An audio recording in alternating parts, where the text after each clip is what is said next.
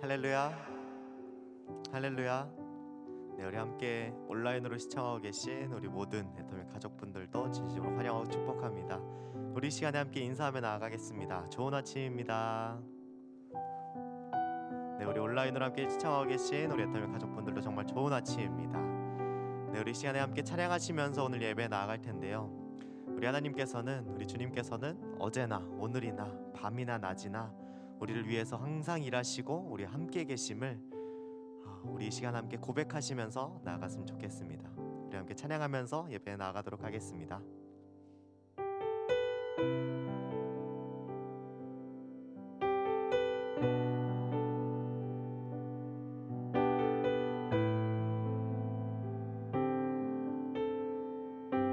주께서 다스리네, 주께서 다스리네 내 삶을. 주께서 다스리네 내 삶을. 주께서 일하시네 지금도. 주께서 일하시네 내 삶에. 주님만 의지해요. 주님만 의지해요. 주님만 의지해요. 예, 주님만 의지해요. 주님만 의지해요. 주님만 의지해요. 예, 주님. 주께서 다스리네 이 땅을. 주께서 다스리네 이 땅을. 주께서 일하시네. 주께서 일하시네 이 순간. 주께서 일하시네 이곳에. 주님만 예배요. 주님만 예배요. 주님만 예배요. 예, 주님만 예배요. 주님만 예배요. 주님만 예배요. 예, 주님. 만물의 통치자, 만물의 창조자, 열방의 통치자, 주 다스리시네. 다 주께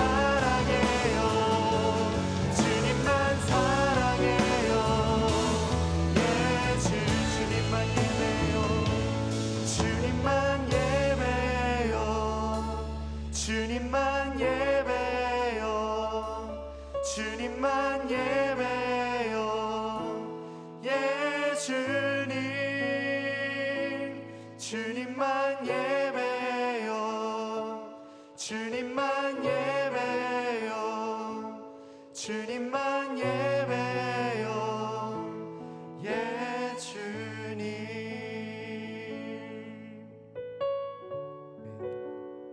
네, 우리 시간에 피플앤컬처 팀의 레서님 나와주셔서 기도해 주시겠습니다. 돌아오사 제자들이 자는 것을 보시고 베드로에게 말씀하시되 시몬아 자느냐 네가 한시도 깨어 있을 수 없더냐 시험에 들지 않게 깨어 있어 기도하라 마음에는 원이로되 육신이 약하도다 하시고 마가복음 14장 37에서 38장 말씀 함께 기도하시겠습니다. 우리의 기쁨이 되시고 소망이 되시며 참 생명이 되시는 주님, 애터미 공동체 가운데 함께 이 시간을 내어 예배할 수 있게 하여 주심에 너무나 감사드립니다. 설 연휴를 앞두고 있어서 아직까지 코로나의 위험을 낮추기 위하여 저희가 각자의 자리에서 이 예배를 드리지만 저희의 마음이 온전히 이 시간에 하나님을 바라보고 하나님께만 집중하기 원합니다. 하나님께서 성경을 통해 하나님을 사랑하고 내 이웃을 내 몸과 같이 사랑하라는 두 가지를 저희에게 말씀하셨는데 우리의 삶의 주인은 하나님이라 입술로는 고백하지만 아직까지 저희 안에 많은 우상과 다른 우선순위가 있음을 고백하며 주님 앞에 회개합니다. 하나님, 무엇보다도 나의 생명도 나의 호흡도 주관하시는 이가 오직 하나님이시고 나의 시간 역시 나의 것이 아닌 하나님의 것임을 고백합니다. 우리가 예배를 드리는 지금 이 시간 또한 하나님께서 허락하신 시간이시기에 기쁘게 이 시간에 감사하며 주님께만 온전히 초점을 맞추기 원합니다. 저희 마음 안에 번잡한 것들을 내려놓고 저희의 시선을 하나님께만 맞출 수 있고 그 마음에 귀 기울일 수 있도록 인도하여 주세요. 또한 우리가 우리 자신을 사랑하듯이 나의 이웃을 사랑하고 섬기는데 저희의 시간을 아끼지 않기를 원합니다. 하나님, 저희가 늘 깨어있고 기도하고 싶지만 저희의 약한 육신을 불쌍히 여겨주시고 애터미의 리더들과 구성원들 그리고 우리의 가족사, 해외법인, 우리 회원 한 명 한 명의 하나님을 향한 갈망하는 마음을 귀하게 여겨주십시오. 자신의 작은 울타리 안에만 갇혀있는 자가 되게 하지 마시고 또한 자기 자신만을 바라보는데 그 세월을 낭비하게 하지 않게 하여 주시고 우리가 올곧이 하나님을 바라보고 하나님이 향하시고 바라보고 계신 그곳을 함께 바라보고 하나님의 뜻에 동참할 수 있는 공동체로 귀하게 사용하여 주십시오. 하나님, 저희가 각 사람은 약하나 저희의 공동체가 합심하여 기도할 때 주님의 선하심과 주님의 역사하심을 보며 저희의 믿음을 굳건히 해나갈 수 있도록 저희를 붙들어 주세요. 애터미와 함께하는 모든 사람 한 명 한 명이 서로의 사랑을 누리고 이 공동체를 통해 하나님을 볼 수 있고 또한 그 사랑에 너무나 감격하여 다른 누군가에게도 그 사랑을 나눠주고 서로 용납하고 서로 섬기며 살아가기를 진심으로 간절히 원합니다. 이 시간 생명의 말씀을 전하여 주실 정홍준 지도 목사님을 성령으로 충만케 하여 주시고 온전히 하나님께서 주관하시고 기뻐 받으시는 예배가 되게 하여 주십시오. 이 시간 우리 애터미 공동체와 깊이 있게 만나 주십시오. 우리를 죽기까지 사랑하신 예수님의 이름으로 기도드립니다. 아멘.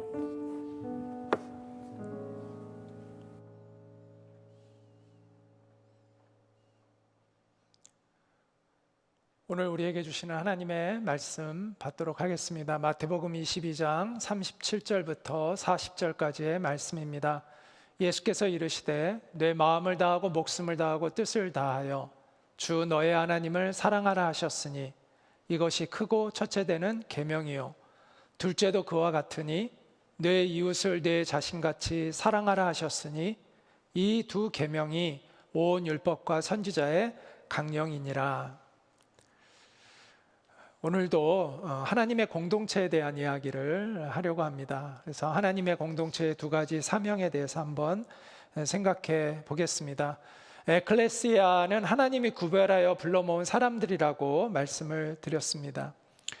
이 에클레시아는 두 가지의 종류가 있는데 지역 교회가 있고요, 교회 밖 교회, 그걸 페라처치라고 하는데 우리는 페라처치라고 이야기를 할 수 있습니다. 우리는 지역교회가 아니지만 하나님의 나라를 추구하는 기업 공동체로서 하나님의 부르심을 받았다는 거죠. 그래서 우리는 지역교회는 아니지만 교회적이다라고 이야기할 수 있습니다. 하나님의 공동체의 그 본질은 사랑의 공동체라고 말씀을 드렸습니다. 하나님이 주신 마음으로 서로 사랑하는 공동체가 하나님의 공동체의 본질이다라고 말씀을 드렸습니다. 왜냐하면 하나님 자체가 그 본질이 사랑이시기 때문입니다. 하나님은 우리를 공동체로 모여서 함께 예배하고 함께 또 복음을 전하고 또 함께 일하게 하셨는데 왜 우리는 함께 이곳에 모여 있는 것일까요? 그것은 효율성이 첫 번째 목적이 아니라 가장 중요한 목적은 사랑이라고 말씀을 드렸습니다. 사랑은 관계성 안에서만 존재하는 거죠. 사랑할 대상이 없으면 사랑이 존재할 수가 없는 겁니다. 그래서 하나님이 우리에게 사랑할 구체적인 대상들을 우리 가운데 주셨다는 것이죠. 그래서 우리는 이곳에서 하나님이 주신 마음으로 서로 사랑하는 것을 훈련하는 겁니다. 그리고 그 훈련을 가지고 이 세상에 나가서 그 사랑을 펼쳐 보이는 것이죠. 그래서 예수님은 이렇게 말씀하셨습니다. 새 계명을 너희에게 주노니 서로 사랑하라. 내가 너희를 사랑한 것 같이 너희도 서로 사랑하라. 너희가 서로 사랑하면 이로써 모든 사람이 너희가 내 제자인 줄 알리라. 지금까지 우리는 에클레시아의 정의는 하나님이 구별하여 불러 모은 사람들이라는 것을 배웠고, 또 에클레시아의 본질은 바로 사랑의 공동체라는 것을 배웠습니다. 오늘은 에클레시아의 사명에 대한 이야기를 하려고 합니다. 하나님의 사랑의 공동체는 세상 속에서 우리는 구체적으로 어떤 임무를 하도록 부여받았는가, 어떤 임무를 부여받았는가에 대한 이야기를 하고자 합니다. 크게 두 가지의 사명을 우리는 가지고 있습니다. 바로 예배와 선교입니다. 이 예배와 선교는 저는 하나님 사랑과 이웃 사랑과 연결된다고 생각합니다. 에클레시아의 본질이 사랑의 공동체니까 우리의 이 에클레시아의 사명 역시 이 사랑과 연결되지 않을까요? 예수님께 찾아온 율법학자가 예수님을 시험하기 위해서 이렇게 물었습니다. 하나님이 주신 계명 중에 가장 중요한 계명이 무엇입니까? 그때 예수님이 이렇게 대답을 하셨습니다. 너의 마음을 다하고 목숨을 다하고 뜻을 다하여 주 너의 하나님을 사랑하라 하셨으니 이것이 크고 첫째 되는 계명이요 둘째도 그와 같으니 내 이웃을 내 자신같이 사랑하라 하셨으니 이 두 계명이 온 율법과 선지자의 강령이니라 라고 말씀하셨죠. 예배는 하나님을 사랑하는 것을 의미합니다. 그리고 선교는 이웃을 사랑하는 것을 의미합니다. 그러므로 에클레시아는 예배와 선교라는 이 두 가지의 사명을 감당하도록 부름받은, 즉 하나님을 사랑하고 이웃을 사랑하라고 부름받은 공동체라고 이야기할 수가 있습니다. 그래서 우리는 모든 곳에서 예배해야 합니다. 다른 말로 얘기하면 모든 곳에서 하나님을 사랑해야 합니다. 성경을 인간의 문제를 해결해 주는 책으로 이렇게 보는 것은 성경의 핵심을 놓칠 수가 있습니다. 물론 성경은 인간이 구원받는 이야기를 담아내고 있죠. 그게 핵심이긴 해요. 그런데 그보다 더 근본적으로 성경은 인간에 대한 이야기가 아니라 하나님에 대한 이야기입니다. 성경은 하나님의 영광을 목적으로 하는 이야기입니다. 인간을 구원하시는 하나님의 자비하심은 그 우리를 통해서 하나님이 영광을 받으시기 위해서입니다. 하나님은 구원받은 당신의 백성들을 통해서 영광을 받기를 원하십니다. 시편 기자는 이렇게 얘기합니다. 주를 찾는 모든 자들이 주로 말미암아 기뻐하고 즐거워하게 하시며 주의 구원을 사랑하는 자들이 항상 말하기를 하나님은 위대하시다 하게 하소서. 구원받은 사람들이 하나님을 예배하게 해달라고 그렇게 기도하고 있습니다. 또 요한계시록에 보면 24장로들이 이르되 우리 주 하나님이여 영광과 존귀와 권능을 받으시는 것이 합당하오니 주께서 만물을 지으신지라 만물이 주의 뜻대로 있었고 또 지으심을 받았나이다 하더라. 이렇게 하나님은 궁극적으로 예배를 받으시기를 원하신다라는 것이죠. 하나님의 위대하심을 인정하고 하나님께 영광을 올려드리고 하나님을 섬기는 것을 예배라고 합니다. 하나님은 예배받기를 원하십니다. 그러므로 우리가 하나님의 공동체라면 우리의 궁극적인 목적은 예배라고 얘기할 수 있습니다. 우리가 왜 선교해야 되죠? 선교하는 이유는 뭐죠? 하나님을 마땅히 예배해야 하는데 예배하지 않고 있기 때문에 선교하는 겁니다. 선교는 예배하지 않는 자들을 하나님을 예배하는 자들로 만들기 위한 것이 바로 선교라고 말을 할 수가 있습니다. 선교는 영원하지 않아요. 주님이 다시 오신다고 약속하셨죠.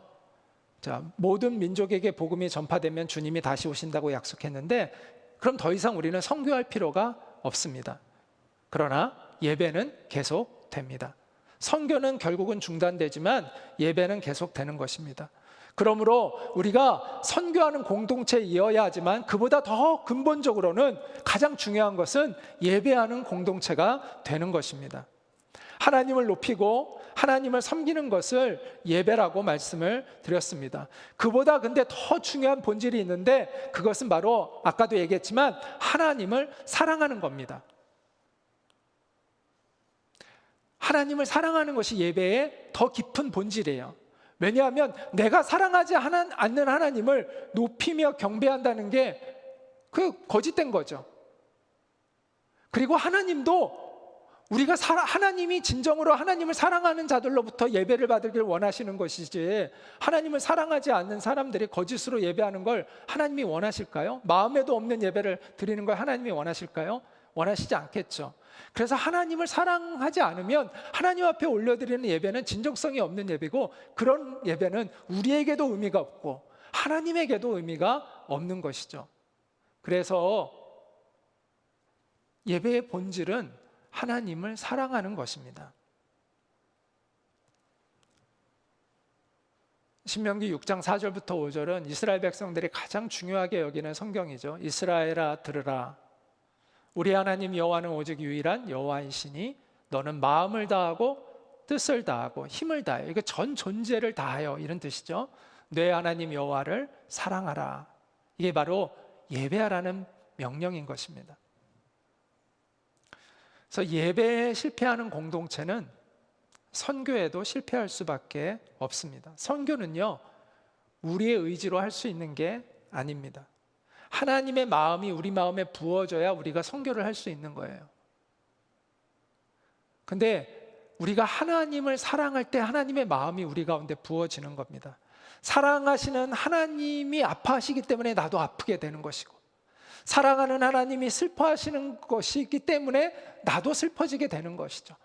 그래서 하나님이 주신 마음으로 애통해야 하며 잃어버린 영혼들을 향한 마음을 갖고 하나님이 주신 마음을 품고 하나님이 주신 마음으로 그들을 향하여 가게 되는 것입니다. 그래서 예배에 성공하지 않으면요, 선교에도 성공할 수가 없습니다. 자, 예배는 하나님을 높이고 섬기는 것인데 예배의 본질은 사랑하는 것이라고 말씀을 드렸습니다. 그런데 여기서 한 가지 더 의미를 찾아야 되는데 뭐냐면 우리가 하나님을 사랑하는 것일 뿐만 아니라 예배는 우리로 하여금 하나님의 사랑을 덧입게 한다는 거예요. 그래서 이런 말씀이 있죠. 잠언에 나를 사랑하는 자들이 나의 사랑을 입으며, 하나님을 예배하는 자들이 하나님의 사랑을 입는다는 거예요. 나를 간절히 찾는 자가 나를 만날 것이니라, 이렇게 말씀하고 있습니다. 지난번에 우리 복음사경회 할 때, 우리 여름 겨울 수련회 할 때 질문들 속에 가끔 이런 질문이 나와요. 하나님이, 부족함이 없는 하나님이 왜 우리에게 영광을 받으시기를 원하시냐, 왜 예배 받기를 원하시냐, 이런 질문을 합니다.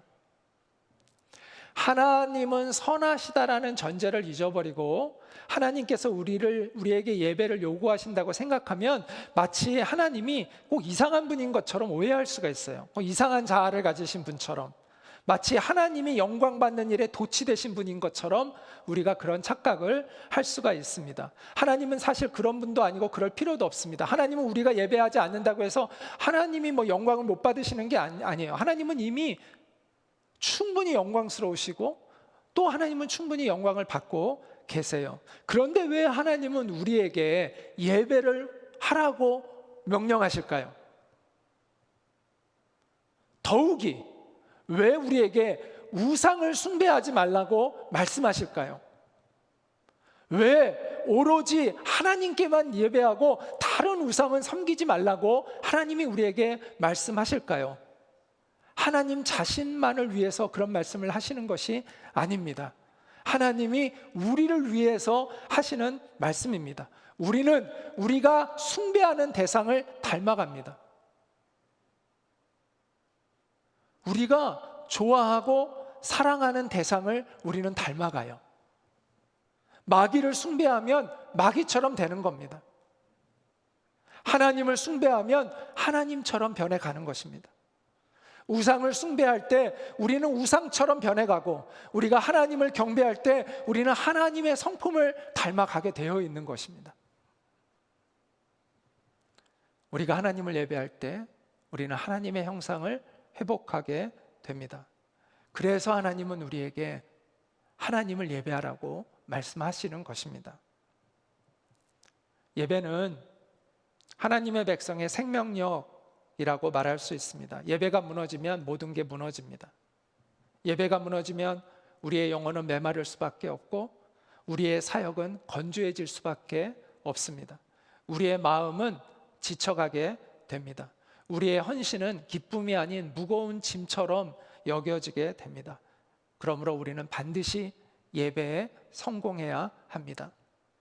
그런데 우리가 여기서 꼭 알아야 할 것은 예배는 예배당 안에서만 드리는 것이 아니라는 것입니다. 예배는 하나님을 사랑하는 우리의 마음의 중심에 달려 있는 겁니다. 예배는 하나님께 집중하는 우리의 태도에 달려 있습니다. 우리가 성소에서도 하나님을 예배해야 되지만 일상에서도 하나님을 예배해야 돼요. 우리가 예배당 안에서만 예배를 하는 것이 아니라 우리가 이 일터 안에서도, 우리의 삶의 현장에서도 우리는 하나님을 예배할 수 있습니다. 이렇게 일상에서 하나님을 예배하는 것을 훈련하는 것을 하나님의 임재 연습이라고 이렇게 표현합니다. 하나님이 늘 우리와 함께하고 계시다는 것을 내가 자꾸 의식하는 그러한 훈련이 필요하다는 것이죠. 많은 사람들이 일상에서 벗어나야만 하나님을 예배할 수 있다라고 착각을 합니다. 교회 가서 예배당 안에서 예배를 드려야만 하나님을 예배할 수 있다고 생각하는 것은 그것이 팩트여서가 아니라, 예배당 안에서만 드려야 그것이 예배여서가 아니라 일상에서 하나님께 예배하는 훈련이 안 돼 있기 때문인 거예요. 일상에서 하나님의 임재를 경험하는 훈련이 안 돼 있다 보니까 그렇게 착각하게 되는 것입니다. 우리가 하나님의 임재 연습을 한다면 우리는 모든 곳에서도 하나님을 예배할 수 있고 우리가 있는 모든 곳들이 하나님의 부르심의 땅이 되는 것이죠. 성경은 이렇게 말씀합니다. 하나님은 모든 것 위에 계시다고요. 모든 것을 통하여 계시고 모든 것 안에 계신다고 말씀합니다. 하나님이 이곳에도 계십니다. 그런즉 너희가 먹든지 마시든지 무엇을 하든지, 너희가 무엇을 하든지 하나님의 영광을 위하여 하라. 하나님께 예배드리는 삶을 살아라 라고 말씀하고 있습니다. 하나님의 임재 연습은 악기를 연주하는 연습과도 같다고 생각이 듭니다. 피아노 연습도 처음에는 너무 부자연스럽잖아요. 그런데 익숙하게 된 사람은 그냥 자연스럽게 그냥 피아노가 쳐지잖아요. 마찬가지입니다. 하나님을 의식하며 일상을 살아가는 것도 처음에는 어색한데 자꾸 훈련하다 보면 그것이 자연스럽게 됩니다. 누구와 대화하면서도 하나님 앞에 속으로 기도하게 되고 하나님을 계속 의식을 하면서 사람을 만나고 대화하고 행동을 결정하게 되는 거죠. 그게 하나님을 예배하는 삶이 되는 것입니다. 예배는 하나님을 향한 우리의 사랑을 표현하는 것이죠. 그 표현은 일상에서도 가능합니다. 일상에서 열렬히 주님을 사랑하는 이들이 이제 함께 약속된 날에 모여서 드리는 예배를 공적 예배라고 합니다. 교회를 다니는 분들은 이제 주일 예배가 그런 예배인 거고, 또 우리 공동체는 이 화요일 날 우리가 그러한 공적인 예배를 지금 드리고 있습니다. 그런데 이 공적인 예배만 예배가 아니라는 것입니다. 우리가 비즈니스 현장에서 이제 여기서 예배가 끝나고 우리가 흩어져서 또 우리가 일을 할 때 그 일상이 또한 하나님께 올려지는 예배가 된다는 것을 기억하시기 바랍니다. 모든 곳에서 예배하는 우리가 되기를 원합니다. 또한 우리는 모든 곳에서 선교해야 합니다. 이 말은 모든 곳에서 우리가 이웃을 사랑해야 한다는 것입니다. 예수님은 하나님께 기도하면서 제자들을 진리로 거룩하게 해달라고 기도를 하고 나서 이렇게 말씀하셨습니다. 아버지께서 나를 세상에 보내신 것 같이 나도 그들을 세상에 보내었고, 그러니까 예수님이 제자들을 세상에 보내신다는 것이죠. 또 이렇게 부활하신 이후에 제자들에게 나타나셔서 이렇게 말씀하셨습니다. 아버지께서 나를 보내신 것 같이 나도 너희를 보내노라, 이렇게 말씀하셨습니다. 이 선교라는 용어는 미시오라는 이 라틴어에서 나온 건데, 이게 파견이라는 뜻을 가지고 있습니다. 그러니까 어떤 임무를 맡겨서 그 사람을 보내는 것을 의미합니다. 예수님이 제자들을 보낸다라고 말씀하셨는데 바로 그것은 선교에 대한 명령인 것이죠. 우리는 예수님의 명령을 받아 세상 속으로 보냄을 받은 사람들이라는 것을 기억해야 합니다. 우리는 흔히 선교라고 하면 이제 복음 전파를 생각합니다. 물론 복음 전파가 선교의 중심에 있는 것은 맞고요. 또 복음 전파는 영혼을 사랑하는 행위인 것이 분명합니다. 우리가 이웃을 사랑하는 가장 구체적인 행위 중에 하나가 바로 복음을 전하는 거죠, 근본적으로. 그런데 그 전에 우리의 선교의 출발점은 어디에서 시작되어야 하냐 하면 우리가 하나님의 거룩한 백성답게 살아가는 것에서부터 이 선교가 출발되어야 합니다. 그러니까 내가 복음을 살아낼 때 그 복음이 전해질 수 있기 때문에 내가 복음을 살아내는 것에서 출발해서 복음을 전해야 한다는 것이죠. 예수님은 이렇게 말씀했습니다. 너희는 세상의 소금이니 소금이 만일 그 맛을 잃으면 무엇으로 짜게 하리요? 후에는 아무 쓸데없어 다만 밖에 버려져 사람에게 밟힐 뿐이니라. 자, 여기서 많은 사람들이 오해하는 부분이 있는데, 무엇으로 짜게 하리요? 라고 할 때 이 무엇으로 짜게 하리요의 목적어를 많은 사람들이 음식물로 생각합니다. 그러니까 소금이 그 맛을 잃으면 음식물을 무엇으로 짜게 하리요? 이렇게 생각하는데 그게 아니라 이 말씀은 소금이 그 맛을 잃으면 소금을 무엇으로 짜게 다시 만들겠느냐, 이런 얘기입니다. 그래서 세번역 성경에 보면 마태복음 5장 13절 말씀을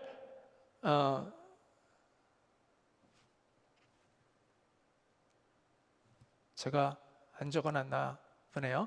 13장 말씀을 뭐라고 말씀했냐 하면 이렇게 말씀했습니다. 너희는 세상의 소금이다.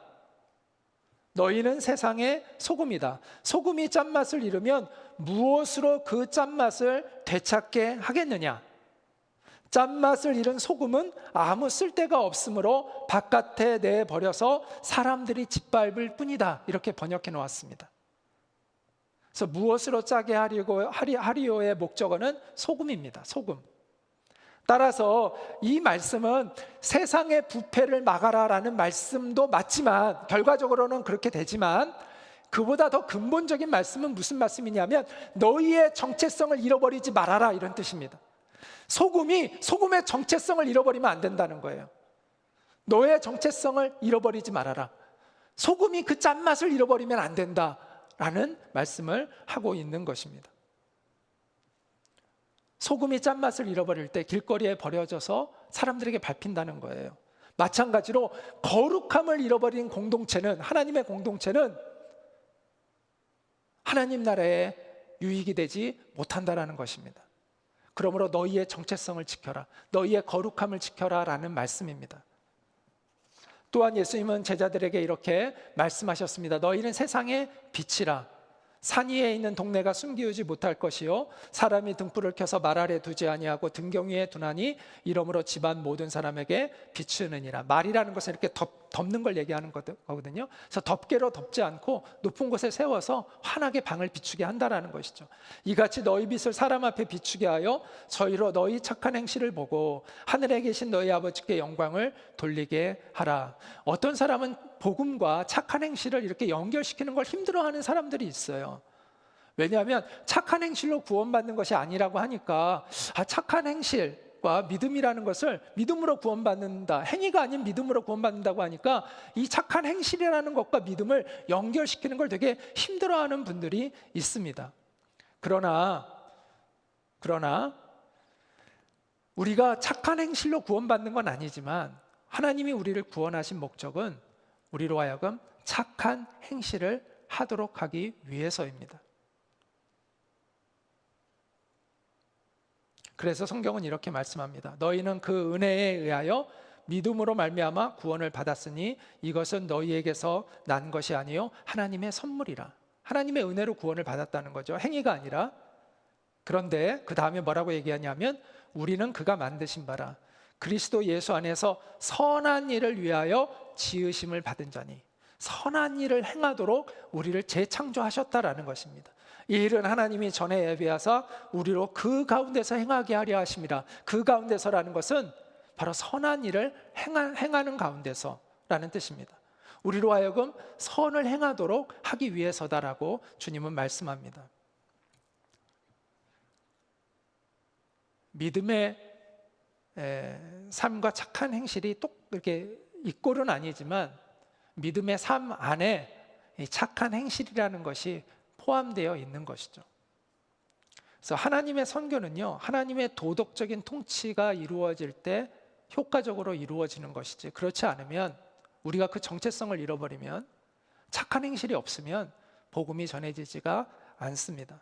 그래서 크리스토퍼 라이트라는 구약학자이며 성경학자이고 선교학자인데 이분이 이런 얘기를 했습니다. 성경적 윤리 없이는 성경적 선교도 없다.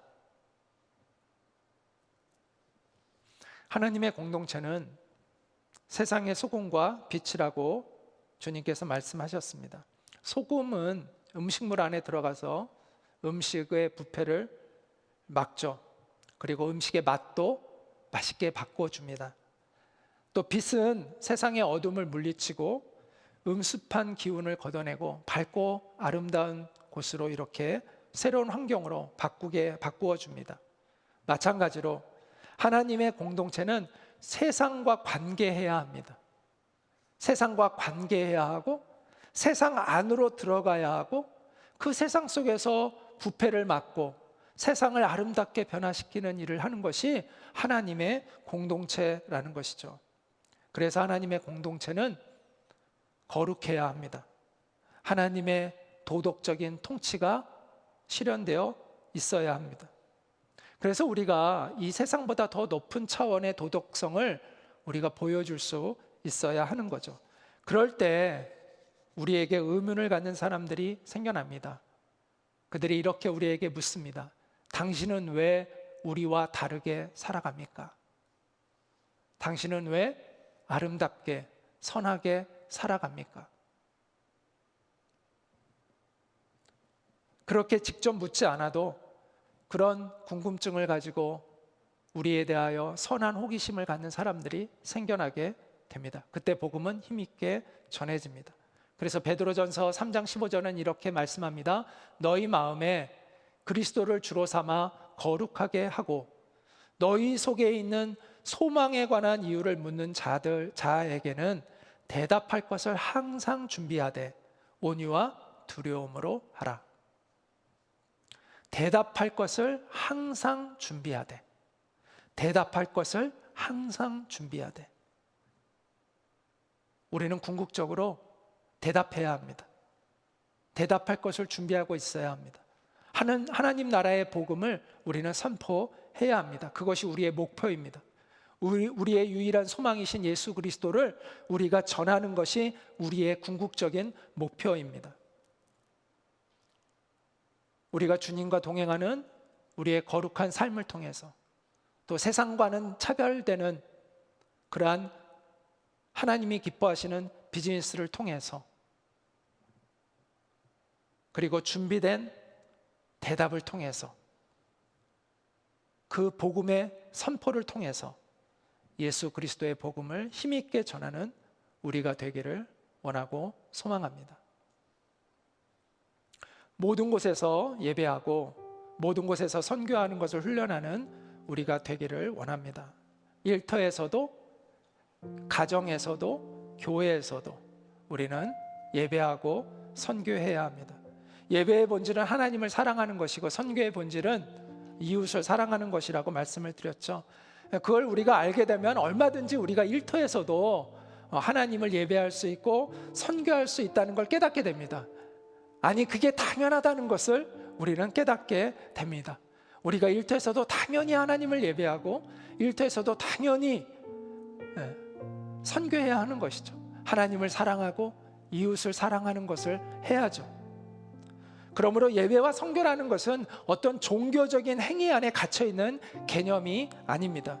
예배와 선교는 하나님의 백성의 정체성에 관한 이야기이고 하나님의 공동체의 사명에 관한 이야기입니다. 우리 기업 애터미가 예배와 선교의 이 힘찬 양 날개짓을 통해서 약속의 땅을 향해 날아가는 우리가 되기를 간절히 소망합니다. 오늘 우리가 나는 예배자입니다라는 찬양을 부르려고 하는데요, 가사가 이렇게 시작합니다. 나는 하나님을 예배하는 예배자입니다. 내가 서 있는 곳 어디서나 하나님을 예배합니다. 비즈니스 세상 속에서도 하나님은 예배를 받으셔야 되죠.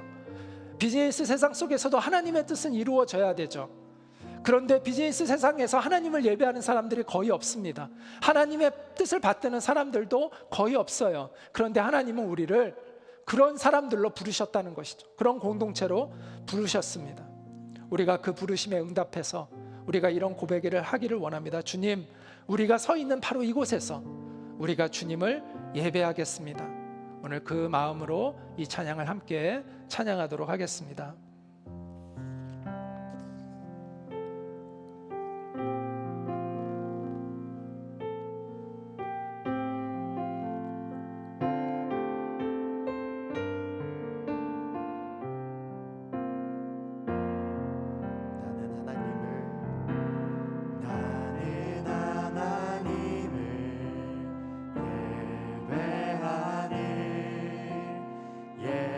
예배자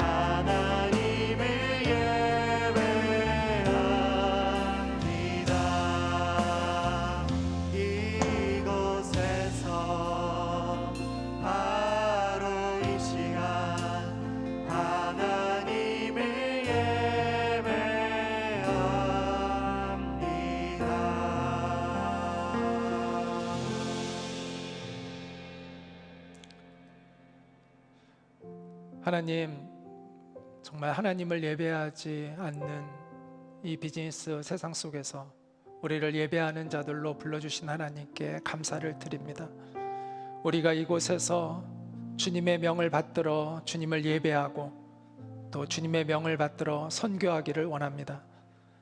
우리가 힘차게 이 예배와 선교의 양 날개짓을 하여 하나님이 우리에게 약속하신 그 땅을 향하여 나아갈 수 있는 저희들이 될 수 있게 하여 주시옵소서.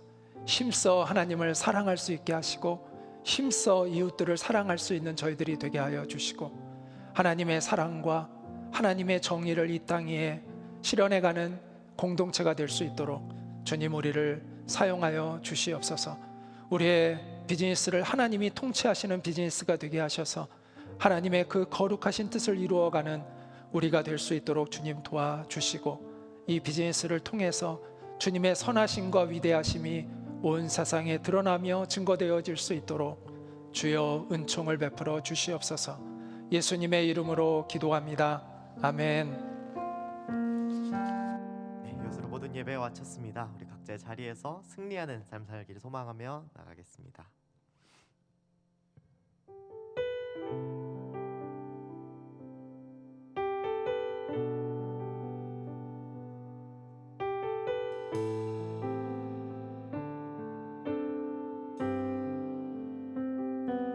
주께서 다스리네 내 삶을 주께서 다스리네 내 삶을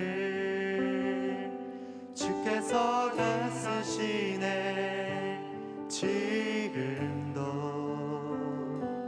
주께서 일하시네 내 삶에 주님만 의지해요 주님만 의지해요 주님만 의지해요 예 주님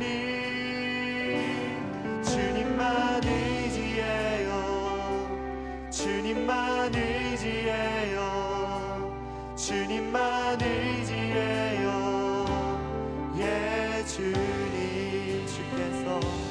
주께서 다스리네 이 땅을 주께서 다스리네 이 땅을 주께서 일하시네 이 순간 주께서 일하시네 이곳에 주님만 예배해요 주님만 예배해요 주님만 예배해요 예 주님 주님만 예배해요 주님만 예배해요 주님만 예배해요